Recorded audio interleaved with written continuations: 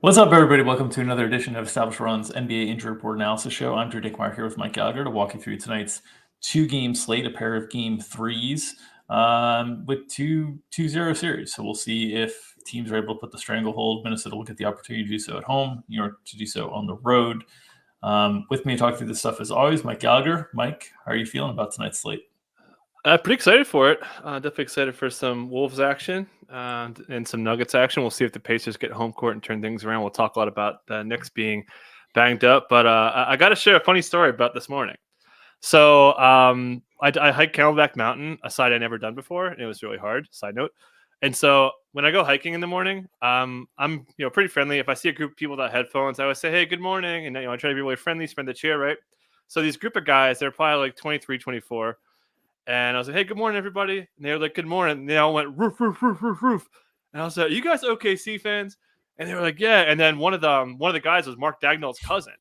And so we were just like talking about the game last night, and like, one, how many people in Arizona would be like, "Hey, are you OKC fans?" when they hear people barking? And obviously him being Mark Dagnall's cousin, it was pretty crazy. So, yeah, tilted the game last night. And it was pretty just a funny story that I just wanted to share with everyone. Very nice, very nice. Yeah, the friends you make hiking, can't beat that. All right, let's get into the game by game stuff. Let's start with New York and Indiana on the injury side of things for New York. Obviously, they're without OG Anunoby in addition to Mitchell Robinson, Bojan Bogdanovic. They've got Jalen Brunson listed questionable here, though he was able to return in the second half and played effectively in the second half through the foot injury that cost him time midway through the first half. What are your expectations on this questionable tag from Jalen Brunson, and then how do the Knicks handle the loss of another starter with an already thin rotation? Yeah, so we saw Jalen Brunson post game with Chris Haynes said he was like, "Hey, I'm going to try," and then after the game he's like, "Yeah, I'm good." And then Dante DiVincenzo, he was asked about, "Hey, punting this game and to get Jalen Brunson kind of back on track," and he basically said, "Hell no, we're not punting this game. Jalen Brunson's good to go." So, yeah, as you mentioned, like when he subbed in, he was not himself, and he was passing the ball, standing in the corner a ton, which is not his jam. I always talk about him being like the league leader in touch time and drives and all that stuff. So took a bit, but as you mentioned, really strong down the stretch to put the game away. A couple big shots, driving, fadeaway stuff was looked like Jalen Brunson. So time off, he'll be good to go. We got 43 minutes on him. Feel pretty strong there. And then obviously OG Anunoby going to miss today, and then probably game 4. We'll see if it's a series. Woj reported it was like kind of doubtful. Hamstring strains, we know that's usually 2 weeks. Should note Gary Harris was back pretty quick from his. So it's the playoffs. They might chance it, and maybe he plays like game 5, 6, 7. But definitely expecting to miss multiple games out, which raises the question who starts. Feel pretty confident it's going to be Precious Achua getting in the start. We saw him pretty much after OG went out. He played the rest. Played like a 14 and a half minute stint to close the game. Matched Pascal Siakam minute for minute. Pascal was not very good. I think he scored 4 points in the final 14-ish minutes when those guys were matched up against each other. Did have some mistakes. We saw him get lost on screens a bunch, so we'll see. But would imagine the leash is pretty long, maybe not like 45 minutes long, but you never know. I think he does have that ceiling, but they could play small. The Pacers certainly not big. I'll talk about Pascal in a second. But yeah, we know we're going to get maybe they start Deuce. Pretty unlikely, but we know we're going to get those 6. Do they add someone in? Do they add in Alec Burks? We saw Alec Burks sneak in a minute when they were trying to buy a minute, waiting for Brunson to return. Maybe they play Precious straight 4, and then they bring in Jericho Sims to sub in behind to give Hartenstein a rest. How many minutes does Hartenstein play? We've seen 2 games in a row now. He's played more than he has in 3 months prior. I think February 2nd was the last time he played 36 plus. Has done it in back-to-back games. Tips playoff mode. Josh Hart, 47 over under on the minutes. Same with DiVincenzo. I think he's playing like 45 plus here. So going to be really tight. I don't think Tibbs cares. There's a whole debate if he should care more, given the way guys are kind of falling by the wayside. But expecting a very, very, very tight rotation, par for the course. Yeah, I mean, Tibbs has come under a lot of criticisms over the years of playing guys too much and whatnot. Some of the guys that are getting hurt are not the guys that were playing too much. Like Bojan Bogdanovic wasn't playing very much. Mitchell Robinson wasn't playing very much. So OG, yeah, I guess that's warranted criticism. Maybe Brunson, but like ultimately they're pretty thin in terms of the guys that they have available to them. I think the Precious stuff is very interesting. I agree that I think he's most likely to start, and I think by kind of a wide margin over Deuce McBride. Mhm. I think his minutes and his leash is largely tied to his effectiveness against Pascal Siakam. If he's effective against Pascal Siakam, he's going to play as much as he possibly can. If he's not effective against Pascal Siakam and he's getting really torched there, this could end up going really small. And we'll get into the Indiana side of things, why I think this could be the case as well. But I mean, one of the issues that Indiana potentially has to make an adjustment here is more TJ McConnell. And if they have more TJ McConnell, that could lead to more Deuce McBride, as Deuce McBride's kind of the better option to defend TJ McConnell than Jalen Brunson, asking Jalen Brunson to have all of that defensive responsibility while also having all of this offensive responsibility while having this foot injury. So I think this is really a little bit of a push and pull in some ways. If you wanted to sort of correlate stuff with like, from a playing time perspective, if Pascal Siakam is going like way over his props lines, I think that's going to mean potentially more Deuce McBride, because I think that's going to mean potentially like Precious getting, sat down if he's not able to defend Siakam really well. But I think it's a tricky situation. Certainly, the other note that I'd have just from a betting perspective is in these situations, when we know the Knicks are going to play something super, super tight, it's really hard to take any sort of unders on guys at all, simply because if something happens to one guy, everybody else is playing full, even in the reserves cases, right? Like if you see like a line that you think looks compelling for a Deuce McBride under or a Precious Achiuwa under or whatever, remember, we're one injury, like Brunson flare up, one other thing from these guys playing literally all the minutes. So it's just a really, really tricky thing. We saw last game when Brunson went down, it took a while for Tibbs to even dust off Alec Burks, and we got 1 minute of that and was like, this isn't for me. So I think Alec Burks' role is really most likely only if Brunson is off the floor. I think there's a chance that it's higher than that if something else happened to someone else, just because they don't have many bodies, obviously. But I think right now, he really only trusts 6 guys that he has available at his disposal right now. And so when we talk about a 7th or an 8th man in Sims or Burks, we haven't seen him go to that route yet. So it's pretty tricky here from a projection standpoint. Like, you just end up loading up all the minutes on the main guys and hope for the best is kind of the way it is right now. Yeah, I just wanted to pull up Popcorn Machine and look at the second half rotation. I mean, Josh Hart, second half, didn't sub out. Jalen Brunson didn't sub out. Dante DiVincenzo didn't sub out. Hartenstein subbed out. They went small for 4 minutes, and that's it. And then Precious gets, OG gets hurt right here. Yep. Precious subs in, doesn't sub out. So Yep. we like probably 2 players are playing 48 today. Maybe it's and then Brunson playing coming off injury. His dad goes back to the locker room. Leon Rose goes back to the locker room to check on him. Dude comes out there, doesn't sub out. Just marvelous and peak Tibbsy and stuff. Yeah. Yeah. So it would expect things really, really tight on the New York side. On the Indiana side, they're still without Benedict Mathurin, and they've got Tyrese Halliburton listed questionable once again with the low back spasms. We saw a more aggressive Tyrese Halliburton, certainly in the first half of last game, ends up putting up a 34-6-9 line. They build a strong first half lead. His aggressiveness wanes off a little bit in the second half. They kind of get out of rhythm and out of sync in the second half. From the Pacers side, we've seen TJ McConnell continue to play effectively and play well. We have not seen Tyrese Halliburton's minutes get up into the 40 range. I don't know if they can, or if the back is limiting him to that extent, but certainly down 2-0 at home, this would be the time to extend any of these guys if they were able to. So what are your thoughts on Tyrese Halliburton's ceiling from a minutes perspective tonight? Feel pretty good about it. I really like seeing him be aggressive. There was always a little bit of concern, was this low usage and true shooting that had dipped 4 games straight coming into this game. Is that because of his back, or is it poor play? I think after the last game, I would say it's mostly poor play, but it's also shot selection. His drives are down. He's heavily perimeter based. He's not getting any rim scoring. So it's all jumper stuff, which is mostly his game. He does have some drive stuff here and there, but I feel pretty much safe there. One thing I don't feel safe on is Pascal Siakam. He's been so bad. Since the first 2 games when he popped off, he's at 0.41 per possession on 41 jumpers, interestingly enough. So and that's been steady. It was 0.41 last game. He's been right at that number since game 3 of the last series. I don't know what the hell's up with him. His drives are down, scoring at the rim's down, leaning on these jumpers are just not going. So you mentioned the matchup certainly gets significantly softer without OG Anunoby there.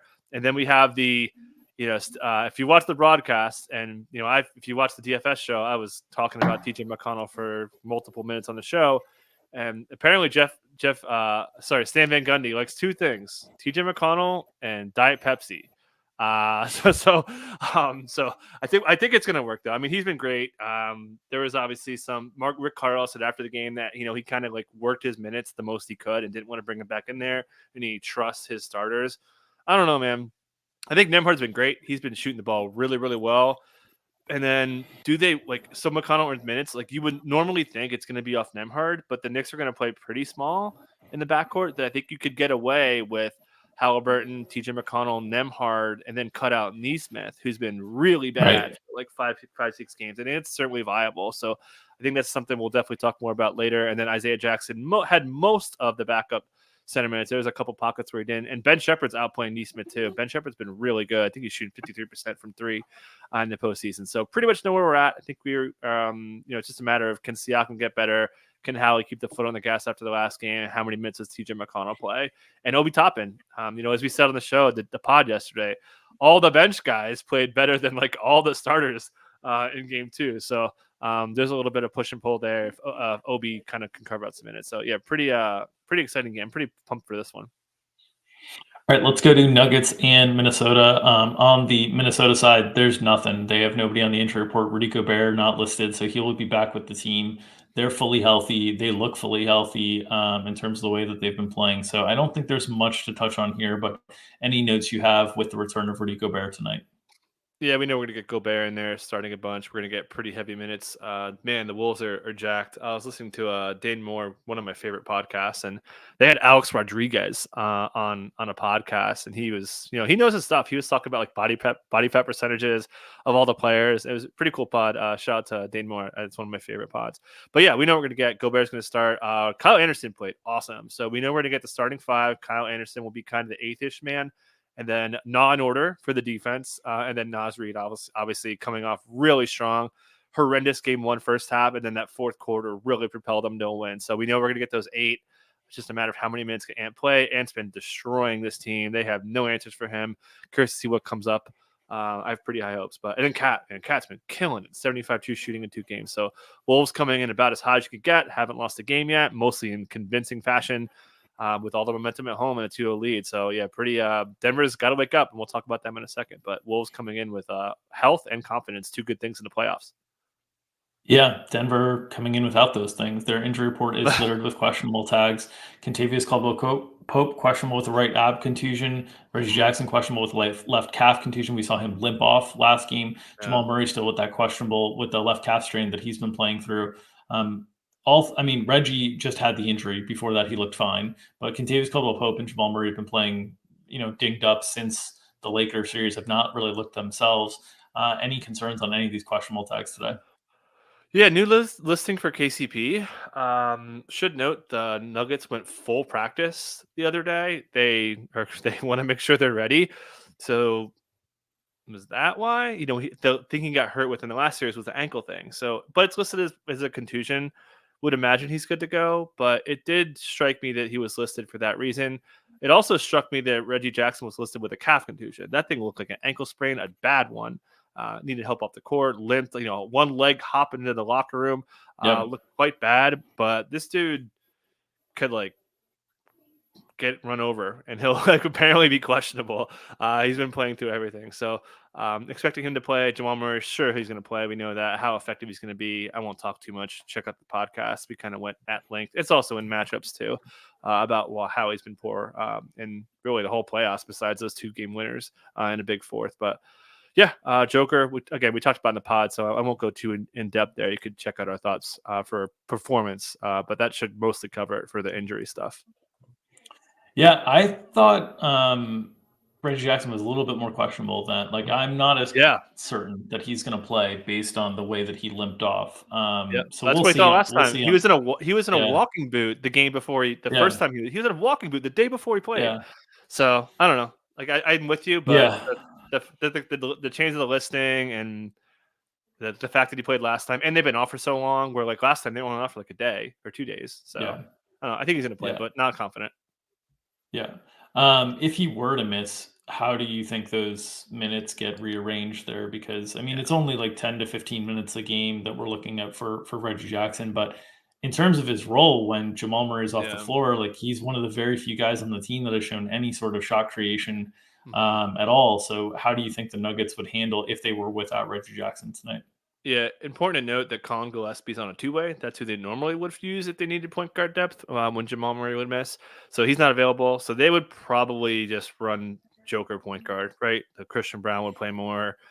Maybe they sneak Peyton Watson in for another body. I think Peyton Watson's pretty much down bad. Justin Holiday would pull a bit more. Yeah, I don't think they would go to the Julian Strathers of the world and all that. They probably just rely Yeah. on Christian Brown, Justin Holiday, sneak in Peyton Watson, and then cross your fingers. Your starters can give you like 40 minutes here.